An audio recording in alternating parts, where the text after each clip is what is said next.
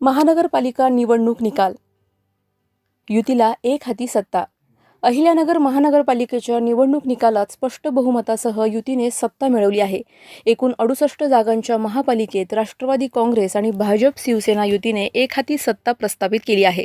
निकालानुसार राष्ट्रवादी काँग्रेसला 27 जागा, भाजपला 25 जागा तर शिवसेनेला 10 जागा मिळाल्या आहेत.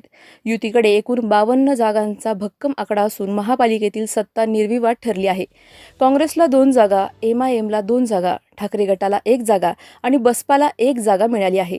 मनसे, शरद पवार गट आणि इतर पक्षांना एकही जागा मिळवता आलेली नाही. विशेष म्हणजे राष्ट्रवादी शरद पवार पक्षाला खातेही उघडता आले नाही. मोठ्या अपेक्षा असतानाही शरद पवार गटाला एकही जागा न मिळाल्याने राजकीय वर्तुळात चर्चांना उधाण आले आहे. ही घवघवीत कामगिरी राष्ट्रवादी काँग्रेस पार्टीचे आमदार संग्राम जगताप आणि माजी खासदार सुजय विखे पाटील यांच्या नेतृत्वाखालील युतीच्या रणनीतीचा विजय मानला जात आहे. प्रचारातील समन्वय, संघटनात्मक ताकद आणि मतदारांचा विश्वास यामुळे युतीला एक हाती सत्ता मिळाल्याचे राजकीय विश्लेषकांचे मत आहे.